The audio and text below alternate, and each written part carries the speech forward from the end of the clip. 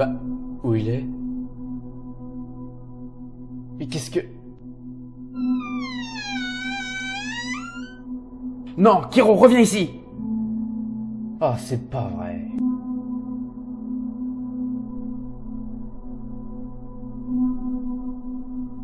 Mais qu'est-ce qu'ils foutent là?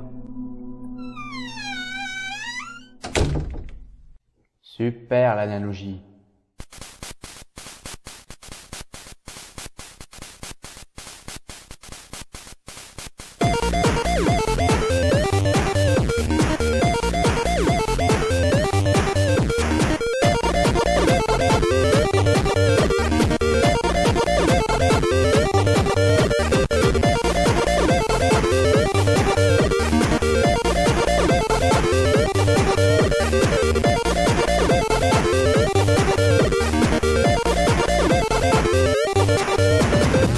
Eh oh! Y'a quelqu'un? Je suis coincé! Bon, puisque je suis bloqué ici, autant réciter mon script. Alone in the Dark est une série de jeux vidéo qui était un des pionniers du genre du survival horror. Sa genèse se déroule en France dans les années 1990. Suite au succès de 2 jeux, Frédéric Rénal cherche à se faire embaucher chez Infogrames. Après avoir eu le job, il se mit à travailler sur un petit projet indépendant. Avec l'aide de Didier Chanfray pour les graphismes, il réalisa un prototype fonctionnel où l'on suivait l'évolution d'un personnage dans un grenier entièrement en 3D. Ce prototype fut montré à la direction d'Infogrames qui accepta de mettre en route le projet In the Dark. Les ambitions étaient grandes car un jeu entièrement en 3D en 1990 était très difficile à mettre en place sur le marché. C'est alors que l'idée innovante de placer des personnages en 3D dans un décor en 2D fut mise en œuvre. Cependant, il y avait un autre problème qui était l'animation. En effet, les développeurs voulaient que les animations soient semblables quelle que soit la puissance de la machine. Elles pouvaient être trop rapides sur des machines puissantes et trop lentes sur des vieux coucous. Pour contourner le problème, les développeurs laissent l'ordinateur calculer les positions intermédiaires des animations en temps réel, afin que les animations s'adaptent en fonction de la puissance de la machine. Ainsi, peu importe que le jeu soit en 10 images par seconde ou en 100 images par seconde, les temps des mouvements et des actions seront respectés. Des versions prototypes du jeu furent montrées sous différents noms, comme Scream in the Dark ou Doom of Dutch-Shelter. Mais c'est finalement Alone in the Dark qui sera choisi et qui sortira en 1992 sur DOS, puis en 1994 sur la 3DO Interactive Multiplayer. Lorsque Jeremy Hartwood, peintre propriétaire de la fascinante demeure de Dutch-Shelter, est retrouvé mort dans le grenier, la police conclut à un suicide à cause d'une lettre retrouvée dans son bureau, et également du fait que l'artiste était tourmenté ces derniers temps. Maintenant, le manoir de Dutch-Shelter est abandonné, et les habitants des environs racontent qu'il serait en proie à une malédiction et des puissances démoniaques. Ne croyons pas un seul mot de cela, Edward Carnby ou Emily Hartwood, selon le choix du joueur, décide de se rendre sur place pour mener sa propre enquête, seulement pour se retrouver enfermé dans ce manoir bel et bien hanté. À vous de trouver le fin mot de l'histoire et de vous échapper de cet endroit lugubre. En tant que précurseur d'un tout nouveau genre, c'est certain qu'il y ait des choses à dire dessus avec l'évolution qu'a connue le survival horror. Premièrement, la lenteur du personnage peut faire hurler surtout quand on doit fuir car ici, les munitions sont plus que limitées. Il reste bien entendu le corps à corps, mais dès que vous êtes touché, c'est pratiquement fini pour vous car il est impossible de riposter au bon moment tellement les mouvements mettent du temps à s'enclencher. Deuxièmement, ce jeu est presque un die and retry, alors utilisez vos sauvegardes avec parcimonie. Je m'explique, dans une partie, j'ai eu la merveilleuse idée d'utiliser un fantôme et celui-ci se transformer en bulle qui one-shot. Sauf que, il n'est pas limité à rester dans sa salle et peut me poursuivre librement à cet étage et vu que je suis lent, il me rattrape et me tue à chaque fois. Ma seule solution a été de recommencer le jeu à 0. Mais sinon, je dois dire que pour l'époque, ça devait être une révolution. Les graphismes ne sont pas trop mal même s'ils sont extrêmement mal vieillis. L'ambiance est assez flippante avec la peur de l'inconnu et le mot survie avait tout son sens avec ses ressources très limitées. Le jeu fut très bien accueilli par la presse et comptabilise aujourd'hui une moyenne de 17 sur 20. Une suite est mise en chantier quelques mois plus tard, mais sans Frédéric Rénal cette fois-ci à cause de désaccords avec le PDG d'Infogrames sur la direction que devait prendre la série. Et ça va pas lui faire du bien, mais je diverge là. Alone in the Dark 2 sort d'abord sur DOS en 1993 en Europe, puis en 1994 sur console. 3 mois se sont écoulés depuis le premier épisode.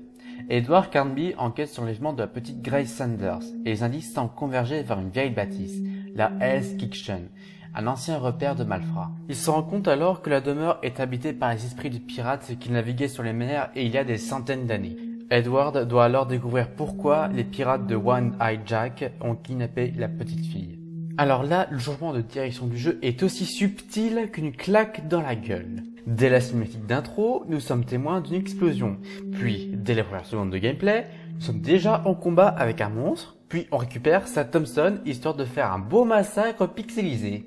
Le problème, c'est que la jouabilité type Survival Horror est horriblement mal adaptée à un jeu plus orienté action qu'énigme. En clair, Infogrames a réussi à faire en seulement 1 an ce que Capcom a fait à Resident Evil en 13 ans. Et ça se remarque également à l'incroyable chute des notes de la presse se pliant du système de visée, des graphismes vieillots et des angles de caméra pas adaptés à l'action. Mais pourtant, ça n'empêche pas Infogrames de continuer à exploiter le filon en sortant Alone in the Dark 3 dès 1994 sur différents micro-ordinateurs. Après ces 2 dernières investigations, Edward Carnby est devenu le détective du paranormal. Cette fois, il est appelé à enquêter sur la disparition de l'équipe de tournage dans la ville fantôme de Slaughter Gulch. Parmi cette équipe se trouvait Emily Hartwood, l'héroïne du premier épisode. Seulement, la ville est victime d'une malédiction qui fait que des âmes perdues s'en prennent à notre détective de l'étrange alors qu'il cherche à trouver le fameux de l'histoire. Que dire de plus sur cet épisode par rapport à Alone in the Dark 2 ? Il y a plus d'action à cause de la localisation de l'histoire et on a toujours ce mode de visée lent, incompatible avec l'action du jeu. De plus, ce n'est pas l'arrivée imminente d'un concurrent qui va améliorer les choses car Resident Evil sortira à peine 2 ans après cet opus. Après ce 3e épisode, on restera sans nouvelles de la série pendant un bon moment.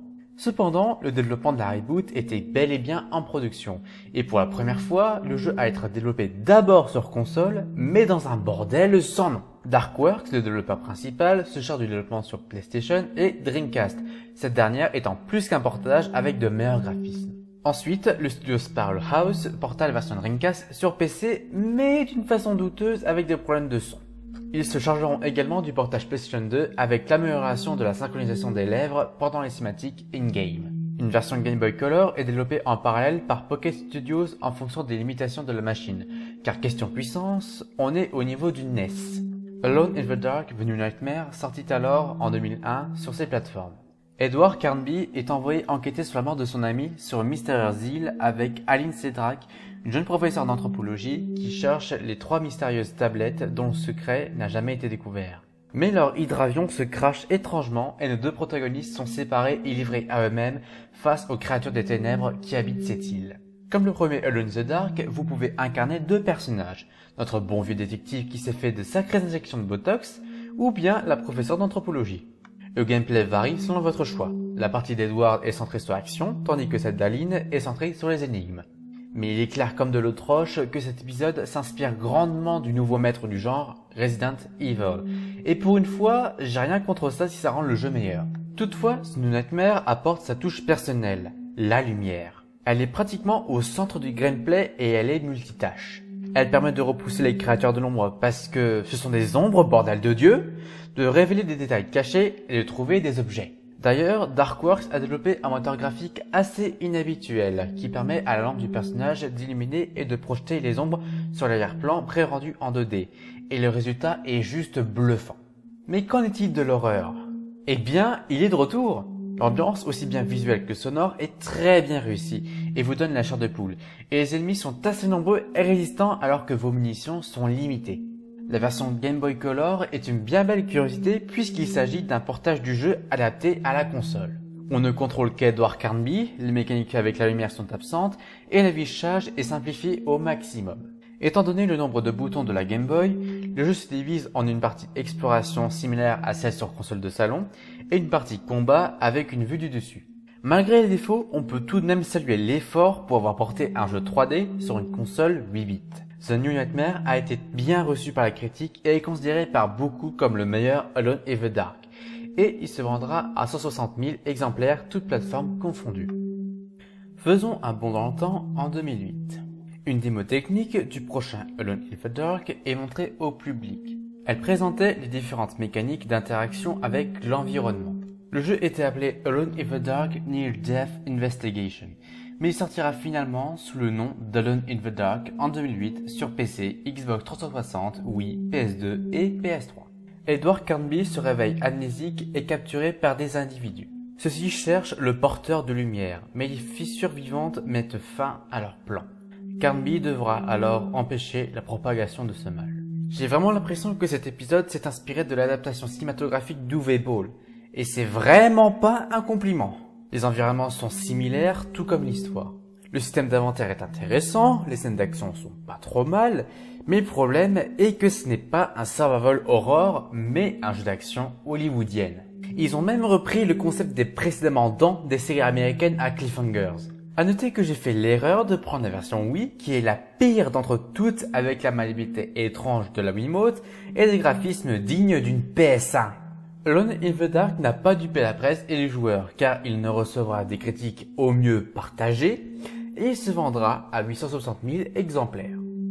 Un nouvel épisode nommé Alone in the Dark Illumination va sortir en novembre 2014 et il démontre bien que la série se contredit elle-même. Cet opus se proposera une expérience multijoueur à 4 façon Left 4 Dead, ce qui est contraire au Alone dans le titre. C'est pour ça que je préfère l'appeler 4 Douchebags in the Dark. C'est vraiment dommage qu'Infogrames ait tué la poule aux œufs d'or si rapidement.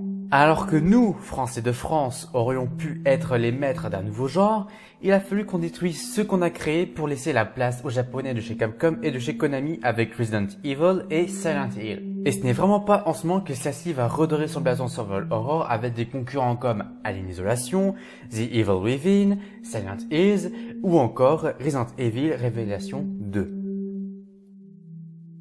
Bon, y aurait pas quelqu'un pour me faire sortir? Eh oh! Qu'est-ce que...